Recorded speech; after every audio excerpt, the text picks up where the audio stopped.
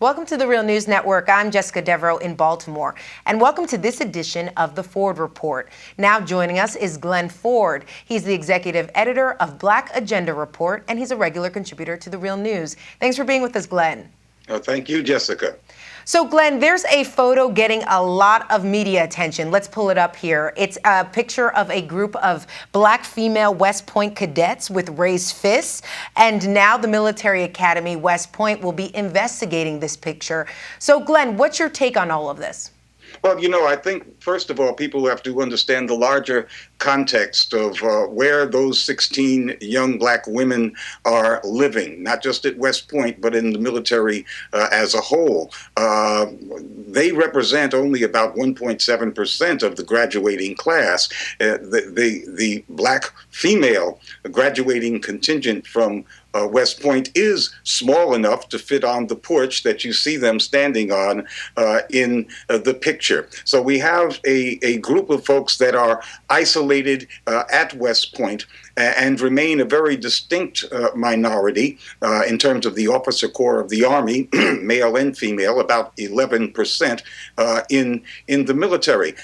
These young women are not in a position to speak for themselves because the Army has declared that they are under investigation. But as you said, others are speaking for them, and they say that the young women threw their fists in the air as a gesture of unity and pride. And what we see here is that gestures, body postures, anything that smacks of Black pride can be seen in an environment like West Point, in an environment like the U.S. military, as somehow threatening to the order of the institution and by extension, the order and safety of the country as a large. But what we know about the U.S. military is that, especially the officer corps, is that the people in charge are themselves quite political and very conservative. There was a major who once taught at West Point, who gave a talk himself at MIT, and he said that in his experience, all of the cadets said that they were Republicans if they said they were anything at all. None of them said they were Democrats or independents. A clear indication, he believed, that there was a great onus on not towing a Republican conservative line within the halls of West Point. But Glen, I want to push back a little bit because some folks are going to look at this and say, hold on, this violates military restrictions on political activity. I mean, they certainly signed up for this, and they understand those guidelines, and they are stepping outside of those guidelines. There is not a military restriction on political activity. Political is not defined. What is in that regulation is a prohibition against partisan activity. And partisan activity is normally thought of in the United States and in U.S. law as meaning in favor of one party or the other. It does not mean not having any kind of world view.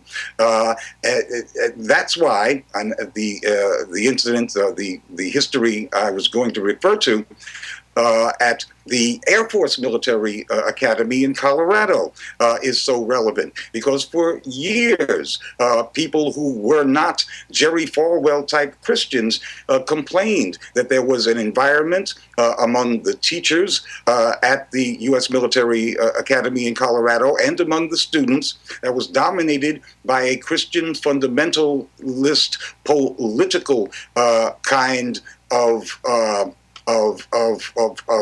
domination, of harassment of people who didn't actively toe that line. And finally, in 2005, there was an investigation similar to what's going to go on here. And they found that although people felt uncomfortable because of the environment, the political environment, at the Air Force Academy, nobody was doing anything wrong, because these students and these teachers could hide behind the Bible to express their political sentiments, and they were not advocating for any particular political party. They were advocating for God. Gotcha, gotcha. So, Glenn, what do you make of this at the end of the day? It's possible, who knows, these girls might not even graduate. Do you see this, and we don't know if this was as a political statement, as we should say, because their mentor has gone on the record saying that this was, as you mentioned, just a form of unity, sort of like a team rallying together and being in solidarity for actually being that 1% and being able to graduate. So what do you hope comes out of all of this? No, nothing's going to happen to them. I'm quite confident of that. The incident has gotten plenty of publicity. Look, back in 2005, the U.S. Army tried to ban all kinds of favored black women's hairstyles for the military, and there was a huge pushback, petitions to the White House, and the military dropped that. They were trying to impose a kind of white standard on the black females in the military, and it didn't work. And they're not going to be able to impose some kind of political definitions on hand gestures and body postures and the way young women express their pride in themselves. That can't work, and it's not legal. As I said, partisan politics is illegal in the military, although they do practice it, but not having an attitude, a worldview, or a group solidarity.